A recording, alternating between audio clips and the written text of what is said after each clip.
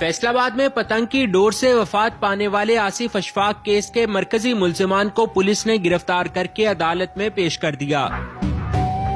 जुर्म साबित होने पर इन्हें कितनी सजा होगी? सीसीटीवी फुटेज की मदद से हमें पता चला कि ये बंदा पंजाब बैंक की छत पे काइट फ्लाइंग कर रहा था। उमर भाई, ये बताइएगा कि आज का जो केस है इसकी क्या डिटेल्स हैं आपके पास? पुलिस ने 4 मुल्जिमान पेश किए हैं जी रिमांड के लिए, और 4 रोज़ा रिमांड उनका काशिफ रशीद बंगल साहब की अदालत से दे दिया गया है, ताकि पुलिस ने उनको कहा है कि मुझे मज़ीद हमें तफ्तीश करने के लिए इनकी बॉडी चाहिए। तो उसके लिए जो काशिफ रशीद बंगल साहब हैं उन्होंने 4 रोज़ा रिमांड जो है चारों मुल्जिमान का वो दे दिया है, जिसमें एक मरकज़ी मुल्ज़म है मोहम्मद आबद नामी, जो पंजाब बैंक की छत से काइट फ्लाइंग कर रहा था। तो वो बतौर जब सीसीटीवी फुटेज ली गई वहाँ से और ये सारे एविडेंस इकट्ठे किए गए, तो उससे अकॉर्डिंग टू पुलिस की जो प्रोग्रेस रिपोर्ट है कि वो सीसीटीवी फुटेज की मदद से हमें पता चला कि ये बंदा पंजाब बैंक की छत पे काइट फ्लाइंग कर रहा था और इसकी डोर से ही जो मुतवफ़ी है उसका गला कटा गया।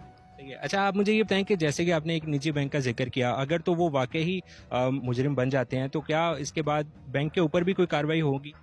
जी बिल्कुल, बैंक के ऊपर भी होगी। बाज़ औक़ात आपने देखा होगा कि छत सरकारी, क्योंकि बिल्डिंग्स हैं वहाँ पे कोई भी बंदा ऊपर से जा सकता है अगर उसकी रहायश साथ है, लेकिन ये उनकी ज़िम्मेदारी बनती थी कि वो कवर करें ताकि वहाँ पे जाके वो छत, क्योंकि इस्तेमाल तो हुई है बेसिकली, अगर वहाँ पे क्राइम हुआ है तो छत भी वो इस्तेमाल हुई है, तो उनसे भी क्वेश्चन हो सकता है। टोटल आपने 4 अफराद बताए हैं, उनमें से मरकजी मुल्जिमान कितने हैं और उन्होंने एतराफ़ कर लिया?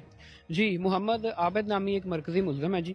वो पंजाब बैंक के किसी छत पे जो वो पतंगबाजी कर रहा था, जिसके बाद पुलिस के इंकशाफ के मुताबिक उसकी डोर जो है वो उसके गले में लगी और जिसकी वजह से उसकी मौत हुई मौके पे ही। और बाकी जो 3 मुल्जिमान हैं उनमें से एक वो है जिससे वो ली गई है, उसकी वो जो काइट फ्लाइंग के लिए उन्होंने गुड्डी और डोरा ली है उससे, और दूसरे जो मुल्जिमान हैं वो उसके साथ थे। तो मरकज़ी मुल्जिमान मोहम्मद आबद है जी। अकॉर्डिंग टू पुलिस की जो इन्वेस्टिगेशन है वो कहते हैं, अभी तो वो एतराफ़ तो उन्होंने नहीं किया, लेकिन पुलिस ने इसी काम के लिए मज़ीद उनसे टाइम लिया है कि रिमांड दिया जाए, ताकि मज़ीद अगर कोई बात रहती है, कोई इंकशाफ रहता है तो वो हम करवा के अदालत के सामने पेश किया जा सके इनका। आप क्या समझते हैं कि इस वाक़े की जो अगली हायरिंग होगी उसमें ये केस किस तरफ मोड़ लेगा? अगले वाक़े की जी ADPP साहब पेश हुए हैं स्टेट की तरफ से, क्योंकि स्टेट इसमें खुद मुद्दई थी। तो अब वो मुद्दई जो हैं इसके, और उसके अलावा जो मुतवफ़ी के फ़ौत होने वाले के वारसान हैं उनको इसमें इन्वॉल्व किया जाएगा और उनसे उनकी स्टेटमेंट आया कि ये उनके मुल्जिमान हैं या नहीं हैं। अगर ये उनके मुल्जिमान प्रूफ हो जाते हैं तो, क्योंकि FIR में जो दफ़ात लगाई गई हैं 322 PPC की, 322 जो है वो बताती है कि कत्ल बेसबब, 321 में उसकी डेफिनेशन और 22 में उसकी सज़ा है। सज़ा बेसिकली उसकी दियत है।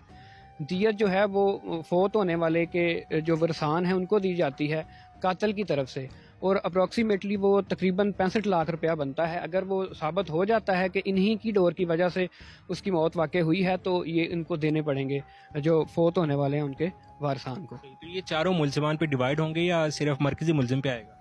नहीं, वो उस हिसाब से जितना किसी का रोल होगा मरकजी मुल्जिम देगा, और देगा वो जो मुद्दई के वारसान हैं, वारसान उसके जितने भी हैं उनमें डिवाइड होंगे ये पैसे। जो भी जैसे आपने बताया कि स्टेट अब खुद इन्वॉल्व है, अगर बिल फर्ज हम फर्ज कर लेते हैं कि फॉर सपोज अगर जो मदई फैमिली है वो अगर आगे नहीं आना चाहती तो फिर क्या ये केस चलेगा मजीद आगे? अगर देखा जाए तो ये जो ऑफेंस है ना जी 322 जो लगाया गया है FIR में, ये कंपाउंडेबल है, इसमें सुलह हो सकती है, और इसके साथ साथ ये नॉन बेलेबल भी है।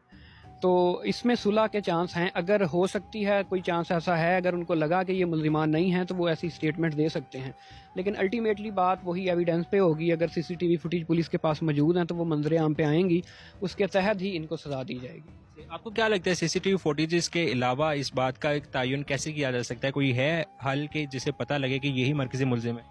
जी बिल्कुल, टेक्नोलॉजी ने बहुत ज़्यादा तरक्की की है। आपने जियो फेंसिंग का नाम सुना होगा। किसी भी एरिया में अगर क्राइम होता है तो उसके आसपास का जो एरिया है वहाँ पे जियो फेंसिंग की जाती है, ताकि पता चल सके कि ये जो मुल्जिम है क्या आया वाकई ही ये पंजाब बैंक की छत पे मौजूद था जब ये वाक़या हुआ है। तो इस तरह के और ज़्यादा और टूल इस्तेमाल करते हुए इस बात को पक्का किया जा सकता है कि आया ये मुल्जिम है या नहीं है। सही है। अच्छा, मुझे